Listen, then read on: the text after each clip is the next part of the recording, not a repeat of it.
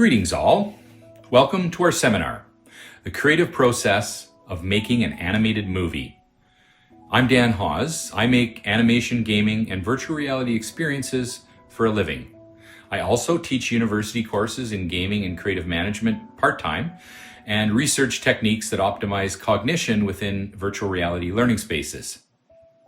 Now, I plan to share the insights that I've learned over the past 25 years so that maybe you can create your own animated movie one day, or at least understand the process. As you know, this session is part of a virtual reality testing process. If you've already gone to the website and completed the consent form and short questionnaires, great. If not, please do that now, and we will be here when you get back. The course overview. To be clear, this is not a course on animation. Animation is part of the production process. This seminar will focus on the creative process that precedes production and is sometimes called pre-production. The presentation is broken into 4 sections. 1, key elements of the creative process. 2, the output of the creative process. 3, the critical questions to consider. And 4, a movie example to apply what we've learned. So, what are the key elements of the creative process? The idea, the story, the aesthetics, and the prototype. So it all starts with an idea. But how do you come up with an idea? Good question. Ideas can come from almost anywhere, but most often, original movie concepts start with imagination. It could be a world that you imagine or a certain type of character or person that intrigues you. What if toys were really alive? Toy Story. Or what if you could clone dinosaurs? Then you might think about a high concept for that idea, a simple, easy to understand problem or conflict that will capture the interest of potential moviegoers. Okay, imagine that an island was developed to showcase these cloned dinosaurs and create the most exciting advanced tourist attraction ever. What could possibly go wrong? Jurassic Park. Sometimes a movie idea is about a fish out of water, a character that is out of place and does not belong in that world. This concept is very common with comedy movies. Ratatouille is a great example of an animated movie that does this beautifully. A rat is the head chef of a 5-star Parisian restaurant. Elf is another fantastic fish out of water story. A 6-foot elf just doesn't fit in the elf world of the North Pole. With Fish Out of Water, by creating an outsider perspective with inherent challenges, we automatically feel and identify with that character. And there are lots of great gag opportunities when worlds and people do not fit together. Finally, you need to think about the character conflict that is created by the idea. In the case of Elf or Ratatouille, it's quite clear that just fitting in and being accepted will be a huge source of conflict and challenge. So, how can you build off that? The story. It's been said that the 3 most important elements of a movie are story, story, and story. Why is this? Well, probably for lots of reasons, but most importantly, stories help us create context and emotional connections. They entertain us. They educate us. They make us feel more human, allowing us to understand the nature of others' experience and help us realize that we're not alone. They make us better. So now that we have an idea, we need to think about the type of story we want to tell. Save the Cat is an excellent movie-making resource written by Blake Schneider and adopted by movie creators all over the world. In Save the Cat, he talks about 10 main movie genres. Instinctively, you probably recognize many of these genres. They seem straightforward. Snyder claims that almost all successful movies fall into one of these 10 genres. Here they are. Number 1, Monster in the House. Jurassic Park, Jaws, Aliens, and more recently A Quiet Place are all Monster in the House movies. There's a space you can't escape from and a major risk of a horrible death for all. Number 2, Golden Fleece. A Golden Fleece movie is generally characterized by 3 things: a road trip or journey, a team or buddies, and a prize that is sought. The hero or heroes take great risks, facing tremendous danger in their journey to secure a prize or achieve something spectacular or meaningful. Star Wars, The Wizard of Oz, The Nut Job, Up, and almost every heist movie ever made. They all use this formula. Number 3, Out of the Bottle. A wish, a spell, and a lesson. The hero initiates a magical process created through a wish. A spell is initiated and a lesson is eventually learned. The hero learns that magic is not the answer. The answer lies within. Aladdin, Jumanji, and Cinderella are classic out-of-the-bottle movies. Dude with a Problem, number 4. Can be of any gender. Basically, an ordinary person is thrown into extraordinary circumstances that most often involve survival or something primal. Schindler's List, The Terminator, or Titanic.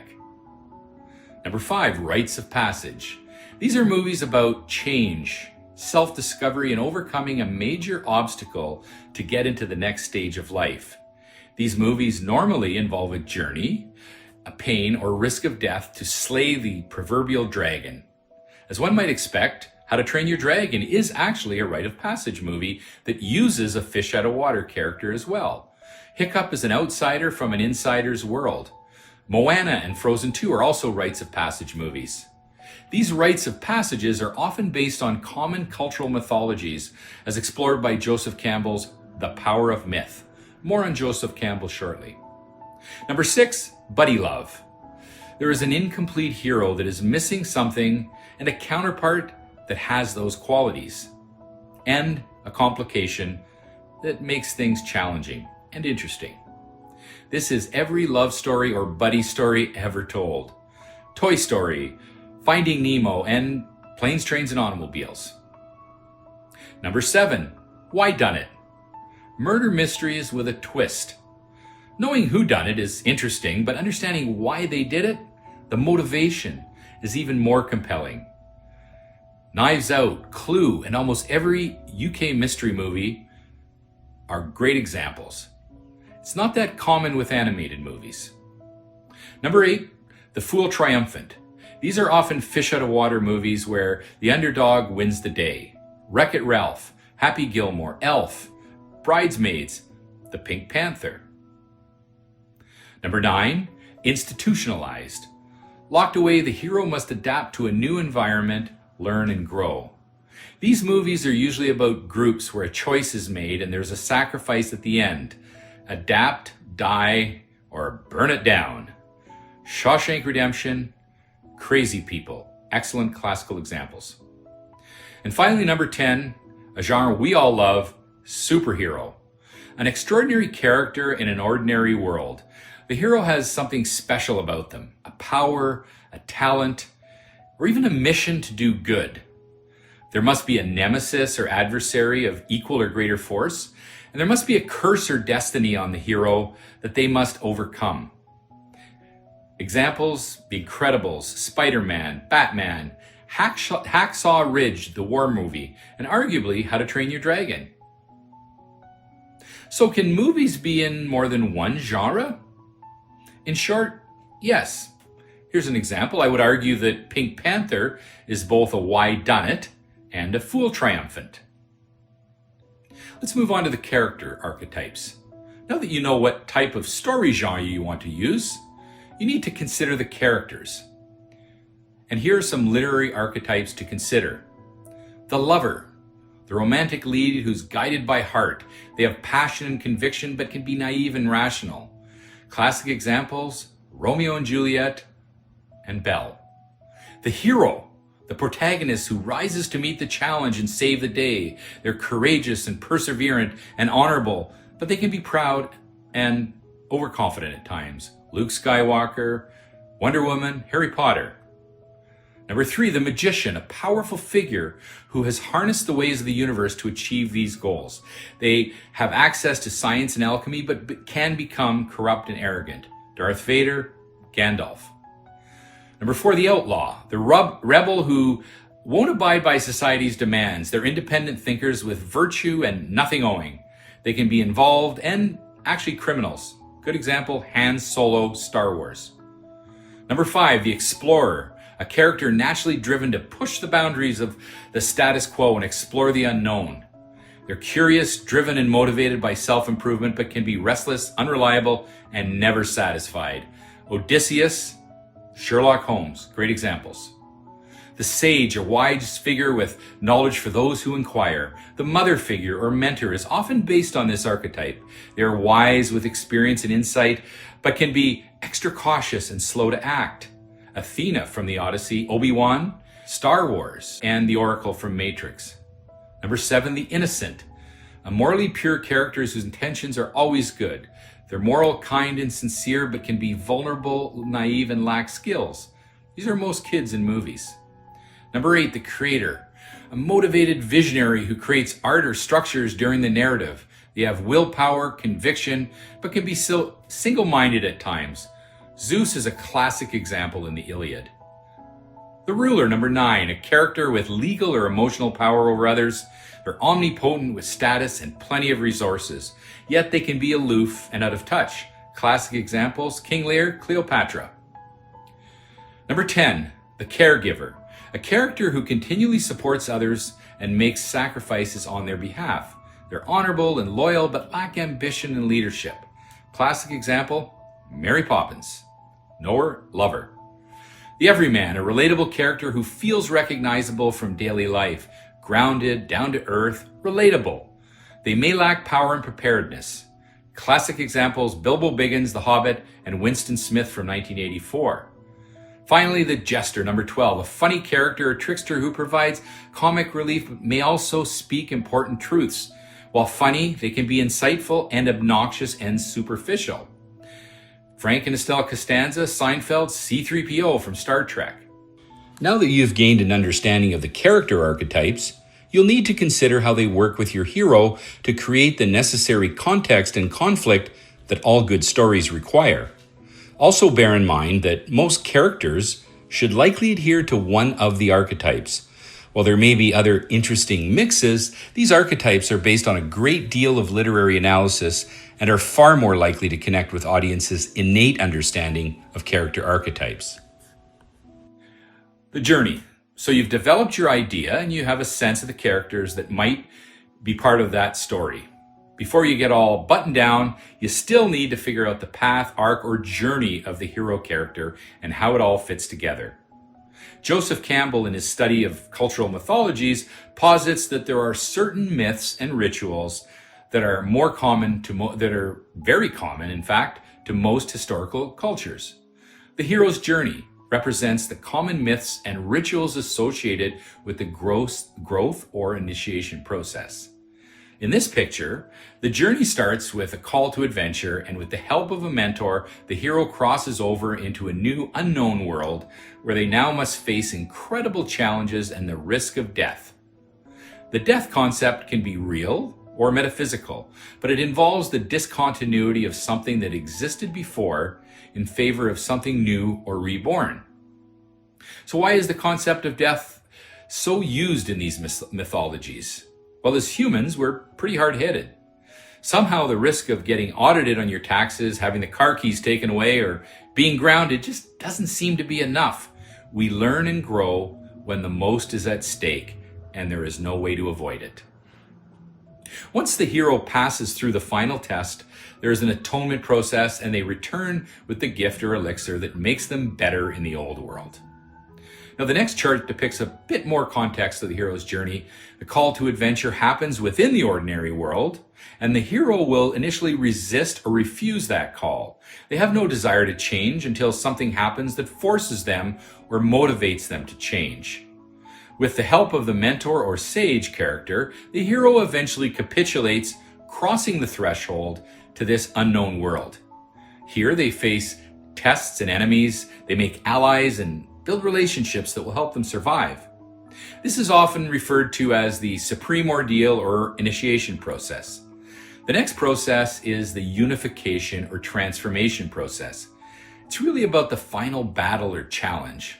As the hero approaches that ordeal, they must muster all that they've learned and gained to slay that dragon or take on their big challenge. Once victorious, they get their reward. It may be the love of a prince or princess, treasures, or just a feeling of confidence and self-acceptance.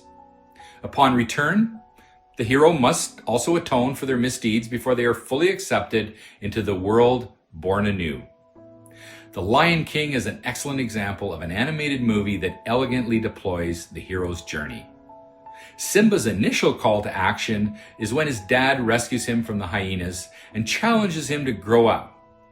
But he refuses the call until the situation changes. Finally, he is disgraced and feels guilty when he realizes that he may have caused the death of his father. He leaves humiliated to the other world to grow up. When he returns for the final ordeal, he defeats the evil nemesis Scar, takes back his homeland, and restores the world to its original state. He's back in the same place that he started, but far stronger, more mature, and much wiser. Now, Joseph Campbell suggests that our lives are really a series of journeys that follow a similar pattern. That journey into the unknown could be a starting of a new business, foreign travel, pursuing a passion, furthering education, or starting a new relationship, or just choosing joy or bliss over money and security. So when the call to adventure is finally accepted, the journey and subsequent growth happens. When the call is refused, the hero, you and me, can remain stagnant and frustrated. So do keep answering that call, my fellow humans. It's what makes us better. The aesthetics. Now that we understand what the story is going to be, we need to think about the aesthetics of the world and the characters. What is the world going to look, feel, and sound like? What type of art design, lighting, and color will define your digital worlds? What types of voice actors will you use to capture those characters? How about the music and the sound effects that you will need to create the mood and help tell the story? The first prototype. This is the first time that the elements of the creative process are pulled together to get an initial sense of whether it is working at all. The first prototype combines the storyboard, timed with voices, sound, and music, edited together to tell the full story. Each scene is woven together to create the animatic as viewed here. Here's an example scene from a movie that we're currently developing. Artie, look! No, you can't make me! This has to be it, right? The works! This is it! This is where I'm gonna make it big and stand out from the crowd!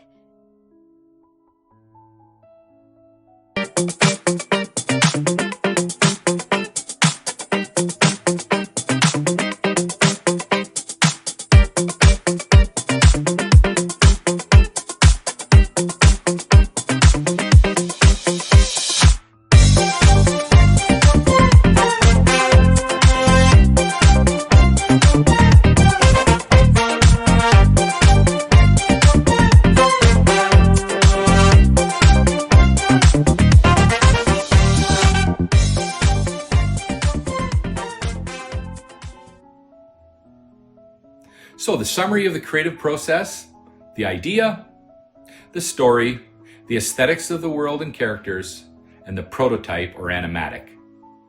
Other critical elements that you will need to consider: the movie versus TV format, who is the target audience, the ratings, and the key creative team. Who's going to do all this? Movie versus TV format. Movies generally have more at stake. They're longer and need to engage the audience for 90 minutes at least versus 22. The journey stakes and character arc is greater and the characters grow through their journey. TV shows have characters that remain the same or change very slowly over time. The target audience. Most animated movies strive for the Pixar 4-quadrant approach. The movies are written and designed to appeal to old and young and all genders. These movies are for the whole family and are considered multi-layered. You often observe humor that adults would understand, but children would not, yet it does not diminish the child experience in any way. The ratings. G. That's for general audiences. All ages are permitted. PG, parental guidance, suggested as some material is not advisable for children. PG-13, it's PG but specifically suggesting that children under 13 should not watch. R, restricted, under 17 requires an adult guardian, and NC-17 only viewable by those 18 or over. All right, let's talk about the creative team. The producer, writer, and director roles. We'll start with the producer. The producer is often the source of the original idea.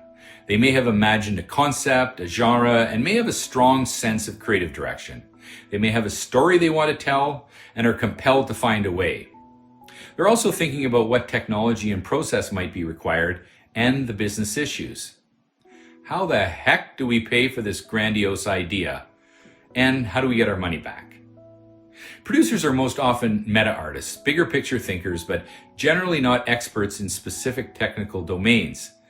Hence, they'll look to build a team of experts for each role.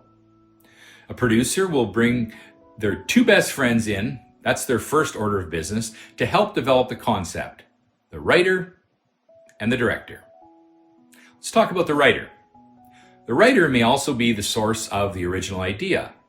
They may have written a spec script or pitched an idea, or they may just be hired for their skill based on another idea. The writer will produce the first script or written blueprint of the movie, and within this script they must flesh out the world, the characters, and the story arcs. They are the guardians of the story structure and the ones that make the characters come alive. We call this giving voice to the characters, and it is very critical to have a unique voice for all of the characters. The director. The director must use their imagination to visualize the world and the characters as described in the script.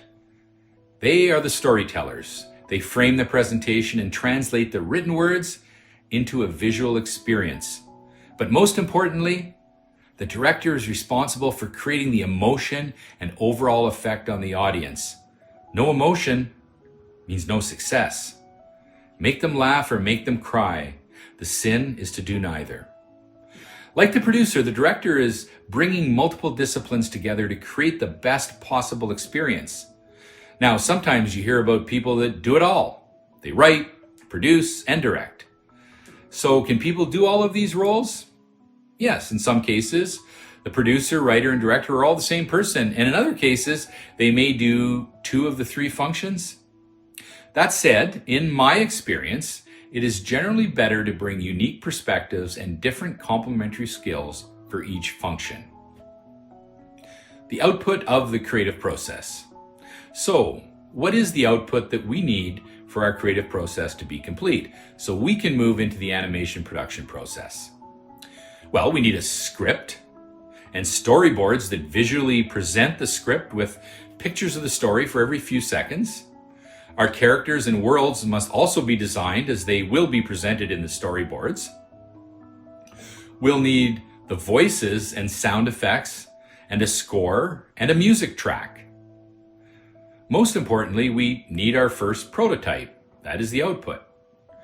We call this the animatic, the first telling of the story that brings all of these elements together. We need to figure out how much this is going to cost, and a production plan needs to be completed to move into the production phase. Finally, if the story and the overall experience appears to work well, we can likely proceed to the next phase. If it doesn't, we may need to revisit some or all of the processes we just presented. In most cases, it rarely works perfectly the first time, so prepare for multiple iterations of this pre-production process. An example movie. Brainstorming the idea. What if pizza was a real world, alive with the ingredients living and working together? And what if something dropped from the sky, something that just doesn't fit, like a pickle? A pickle on a pizza? That's crazy. And what if the pickle could sing like Celine Dion? So we can follow that pickle's journey as he tries to fit into the world where he just doesn't belong. Now that you've completed the creative process and handed it over to the production experts, they're going to turn that movie into a masterpiece. So now you really need to think about how to capture the attention of the audiences, studios, or distributors that you plan to sell the idea to. This is generally done using a logline process. The logline should be simple and easy to understand. It should build on existing frames of reference. It should describe the hero with descriptive adjectives. Similarly, it should describe the villain with descriptive adjectives. And it should identify a compelling goal to be achieved, even if that goal is just to survive. Here are some example log lines. A lion cub crown prince is tricked by a treacherous uncle into thinking he caused his father's death and flees into exile in despair, only to learn in adulthood his identity and his responsibilities. To power the city, monsters must scare children so they scream. However, the children are toxic to the monsters, and after a child gets through, two monsters realize things may not be quite what they think. So now what about our pizza movie? Okay. When a fabulously talented baby pickle falls from the sky into a world or pizza, he discovers that this closed society has no place for him. To be accepted by this world meant for pepperonis, veggies, and cheese, he denies his pickleness until he realizes that he must be true to the pickle that he is or risk losing everything. Thank you.